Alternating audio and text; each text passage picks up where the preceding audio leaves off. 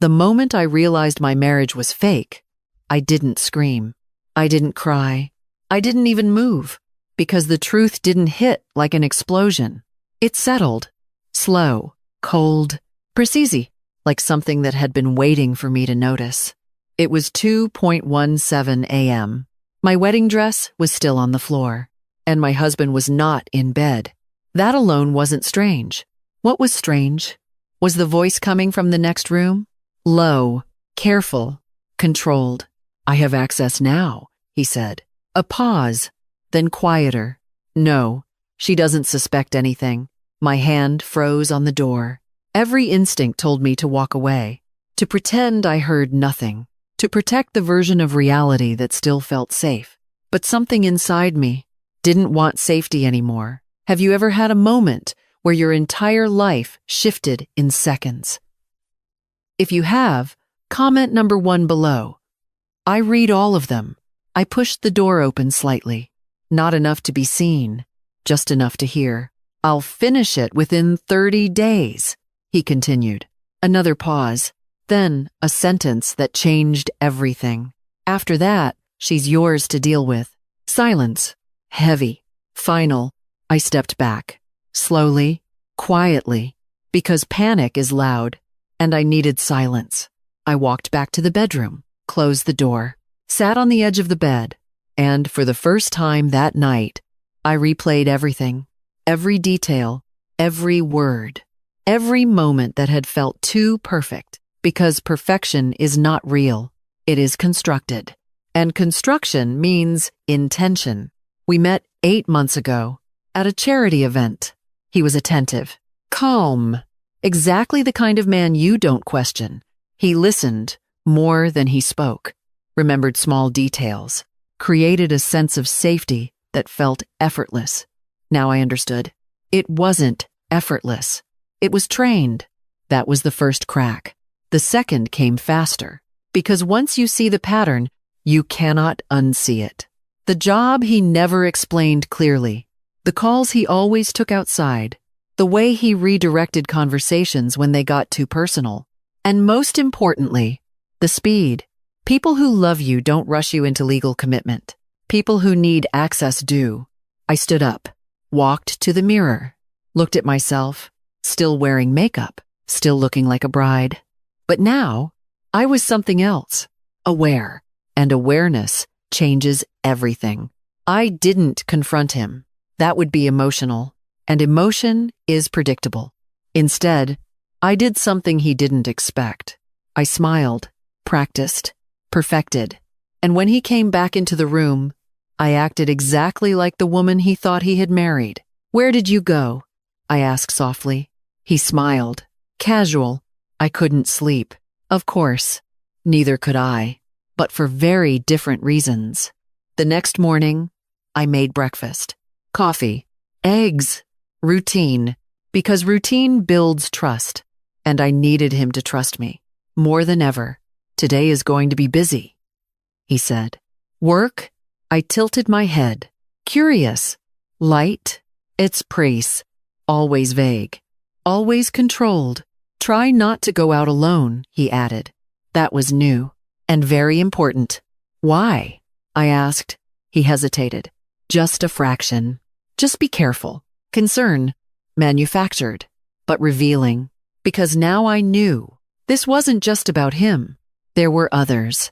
That was the second layer, and I was already inside it. After he left, I didn't waste time. I went straight to his office. Locked. Of course, but locks are designed for people who respect boundaries. I no longer did. 5 minutes later, I was inside. The room was minimal, too minimal. No personal items. No real history. Just function.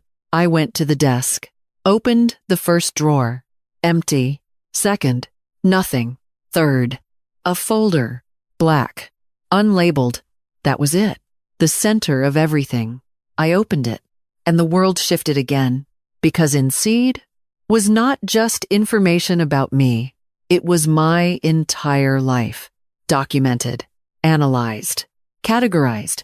Photos. Financial records. Old emails. Even things I had deleted years ago.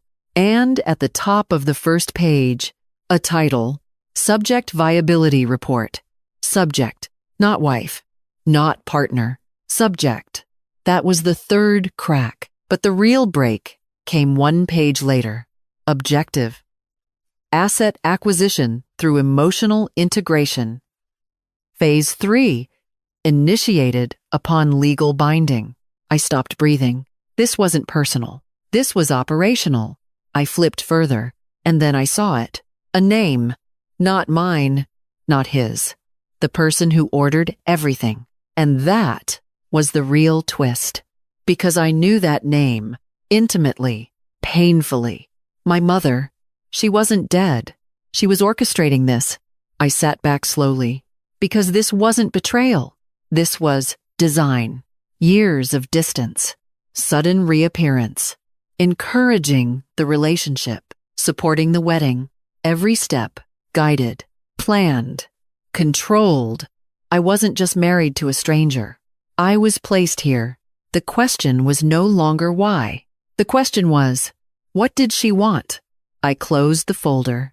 Exactly how I found it. Because now, the game had changed. And I was no longer reacting.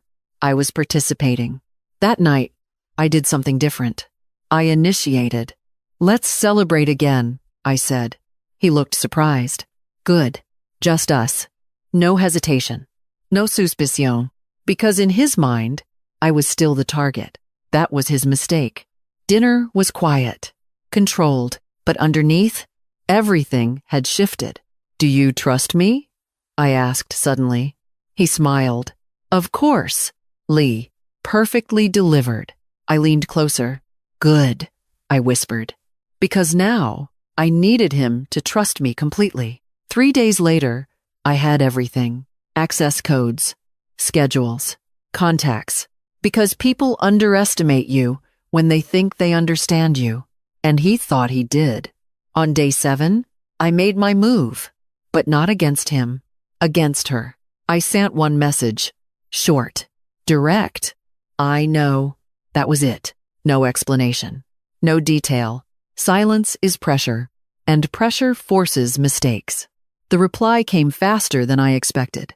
Then, you know what happens next. Cold, familiar, terrifying, but also predictable, because she thought she was still in control. She wasn't. Not anymore. That night, everything ended. Or at least, that's what they thought. He came home earlier than usual. No smile. No softness. Just purpose. You weren't supposed to find out this way, he said. So calm. So clean. Almost regretful. Find out what? I asked. One last performance. He stepped closer. Close enough to see the truth in his eyes. No love. No attachment. Just execution. This was never real. I know, I said. That stopped him. Just for a second. That second was enough. Because that was the final twist. I wasn't the target. I was the bait. And he was disposable. The door opened behind him. 2 people entered. Not his people. Mine. You're done, I said quietly. Everything collapsed at once. His plan. Her control. Their entire structure. Because while they were building a trap for me, they never realized I had already built one around them. My mother stepped in last. Slow. Measured. Still powerful. Still dangerous. You learned faster than I expected, she said. I smiled. Soft. Controlled. You taught me. Silence. Heavy. Unfinished. Because this wasn't closure. This was escalation. And as they took him away, as everything unraveled, I realized something simple. This was never about destroying me. It was about testing me. And now, I had passed.